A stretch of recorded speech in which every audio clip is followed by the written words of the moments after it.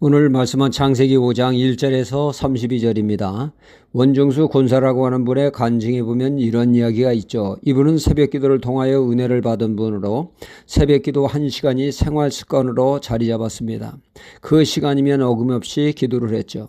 하지만 하나님의 축복을 받고 나서 바쁘다 보니까 자연 기도 시간이 주로 들게 되었죠. 갈수록 기도 시간이 들게 되어지자 원정수 이분은 하나님께 내가 더 많은 선교비를 하겠다고 작정을 하게 되죠.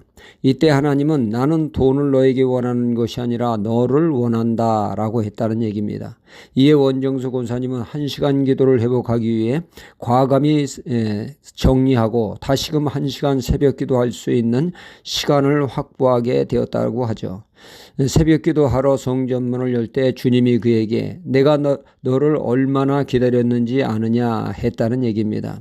주님이 우리에게 원하시는 것은 크고 위대한 역사가 아닙니다. 하나님과 함께하는 삶, 동행하는 삶을 원하시죠.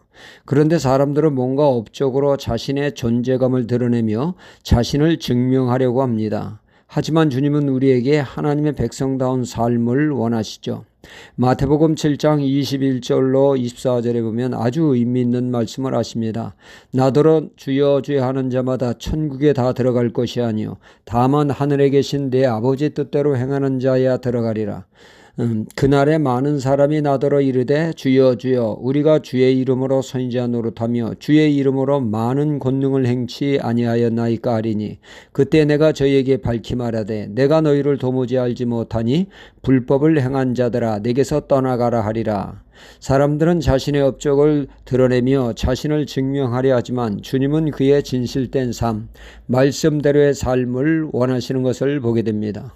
이사야 1장에서도 사람들은 더 많은 귀한 제물을 또 더 많은 기도를 드리지만 하나님은 관심 없어 하십니다. 하나님은 그들의 삶이 말씀에 입각한 삶이 되기를 원하셨죠. 어느 분이 젊어서 원대한 꿈을 가지고 기도를 했습니다. 이 세상을 변화시키는 주역이 되게 하소서. 세월이 흘러도 기도는 응답되지 않자 꿈이 축소되었습니다. 세계는 둘째치고 내 주변을 변화시키는 자가 되게 하소서.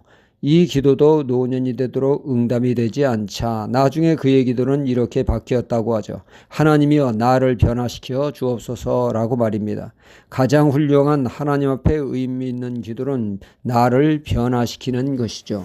오늘 말씀은 하나님의 사람을 창조하시되 하나님의 형상으로 남자를 창조하고 여자를 창조하셨습니다. 남자는 흙으로 여자는 갈비뼈로 말이죠. 그리고 쭉 족보를 열거하는데 그 당시 사람들이 꽤나 장수한 것을 보게 됩니다. 그러나 오래 살아도 죄로 인해 그들은 결국 죽게 되었습니다.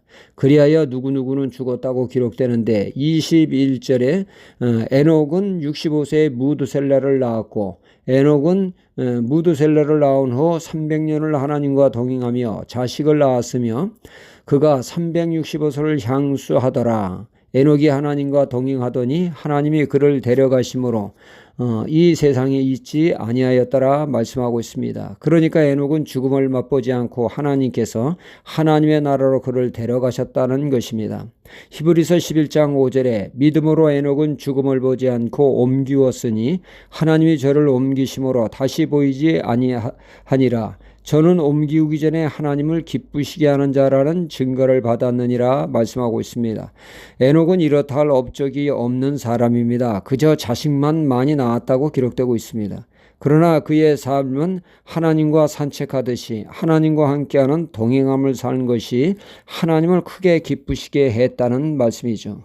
우리가 업적을 쌓는 것 귀하나 그보다 더 귀한 것은 삶 속에서 하나님으로 모시고 그분과 함께 일상을 같이 하는 것입니다. 이것이 바로 하나님을 기쁘시게 하는 신앙이요 삶입니다. 오늘도 하나님을 삶 가운데 모시고 먹든지 마시든지 하나님을 기쁘시게 하는 그러한 삶을 통하여 하나님께 영광을 돌려야겠습니다. 할렐루야.